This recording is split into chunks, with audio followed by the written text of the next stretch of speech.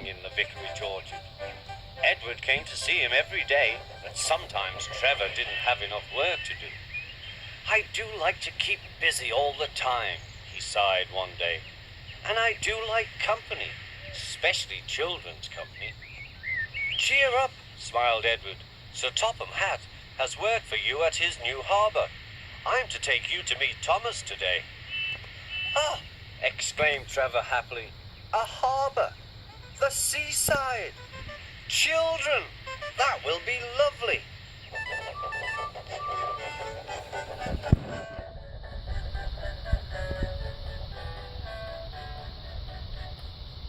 Thomas was on his way to the harbour with a trainload of metal pilings. They were needed to make the harbour wall firm and safe. "Hello, Thomas," said Edward. "This is Trevor, a friend of mine. He's a traction engine." Thomas eyed the newcomer doubtfully. "A what engine?" he asked. "A traction engine," explained Trevor. "I run on roads instead of rails. Can you take me to the harbour, please? Sir Topham Hatt has a job for me." "Yes, of course," replied Thomas, but he was still puzzled. Workmen coupled Trevor's car to Thomas's train, and soon they were ready to start their journey.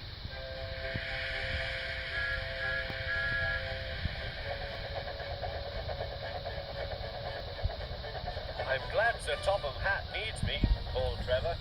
"I don't have enough to do sometimes, you know. Although I can work anywhere, in orchards, on farms, in scrapyards, even at harbours."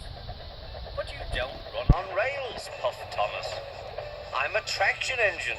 I don't need rails to be useful," replied Trevor. "You wait and see." When they reached the harbour, they found everything in confusion. Cars had been derailed, blocking the line, and stone slabs lay everywhere.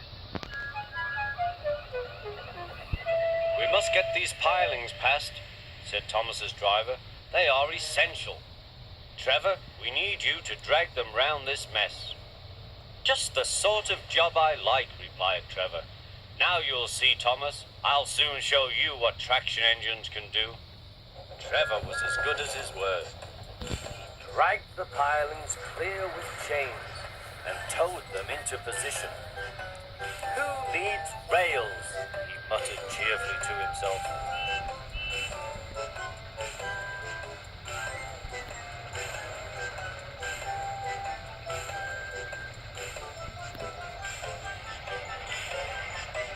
Later, Thomas brought Annie and Clarabel to visit him.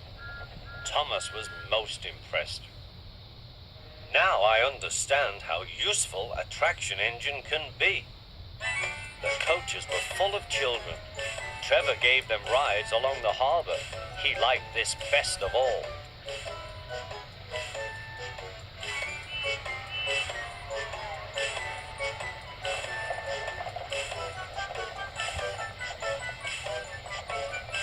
"He's very kind," said Annie. "He reminds me of Thomas," added Clarabel.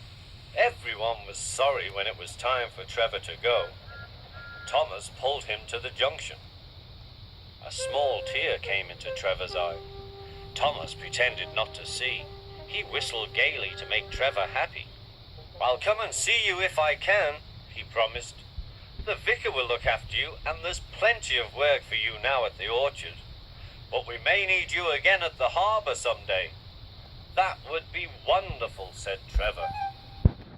That evening, Trevor stood remembering his new friend Thomas, the harbour, and most of all, the children. Then he went happily to sleep in the shed at the bottom of the orchard.